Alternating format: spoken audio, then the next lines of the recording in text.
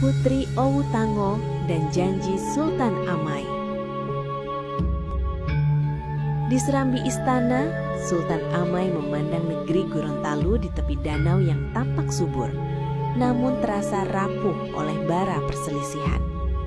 Di belakangnya, penasihat istana Gorontalo mengabarkan keresahan kampung-kampung, dan Sultan Amai sadar ia butuh pegangan yang mempersatukan.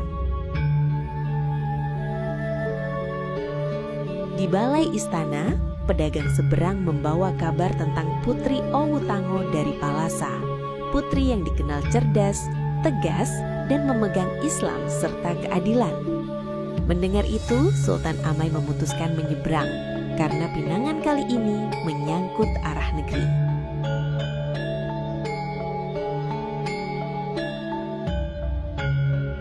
Badai Teluk Tomini menghantam perahu, tetapi Sultan Amai tetap berdiri di haluan menahan angin, menolak mundur.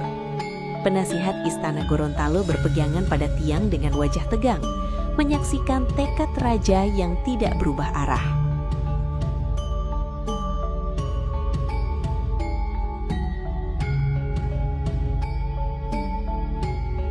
Di halaman istana Palasa, Sultan Amai disambut upacara megah. Namun tatapan Raja Palasa lebih tajam daripada bunyi tabuh.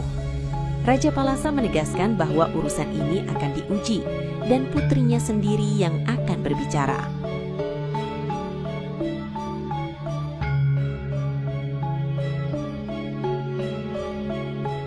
Di paviliun sejuk, Sultan Amai bertemu Putri Owu Tango untuk pertama kali, dan keduanya saling menakar wibawa tanpa menyinggung martabat. Dari jauh, penasihat istana Gorontalo mengamati, paham bahwa pertemuan ini bukan sekedar perjodohan.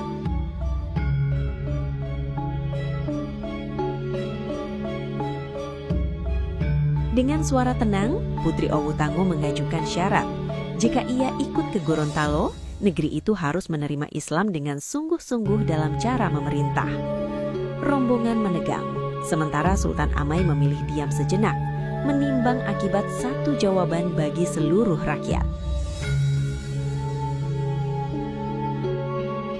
Di malam berlampu minyak, Sultan Amai berdebat dengan penasihat istana Gorontalo dan para pembesar tentang risiko perubahan yang dibawa syarat Putri Owu Tango. Pada akhirnya, Sultan Amai memilih jalan berat, berubah tanpa memecah adat dan manusia.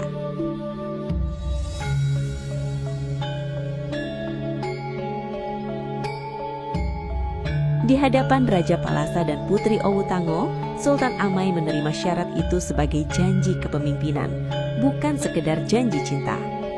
Raja Palasa memberi restu dengan isyarat tenang, dan Putri Owu Tango menunduk seolah menyegel kesepakatan lintas laut.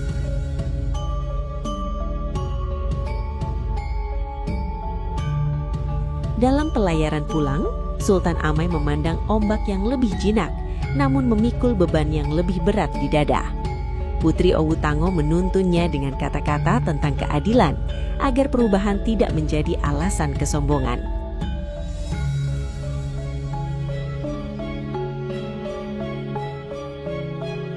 Saat tiba di Gorontalo, rakyat berkerumbun, dan Putri Owu Tango turun dengan sikap rendah hati menyapa para tetua serta ibu-ibu kampung. Di sampingnya, Sultan Amai menjaga suasana, memahami bahwa penerimaan dimulai dari penghormatan.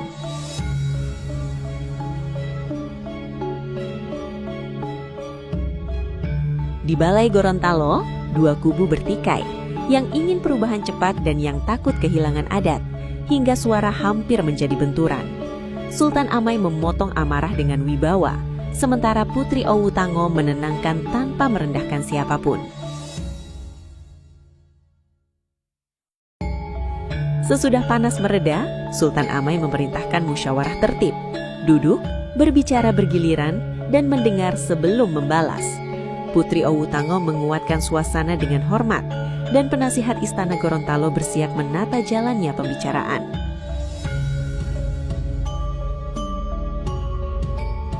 Dalam mufakat, Sultan Amai menetapkan pegangan, adat tetap dihormati, namun dituntun nilai syariat untuk menegakkan keadilan. Penasihat Istana Gorontalo menuliskannya sebagai keputusan negeri, disaksikan Putri Owu Tango dan para tetua yang akhirnya mengangguk.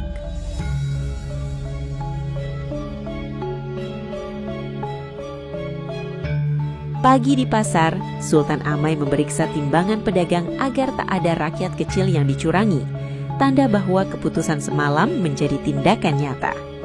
Putri Owu Tango membimbing warga menjaga tertib, sementara penasihat Istana Gorontalo mencatat perubahan yang mulai berakar.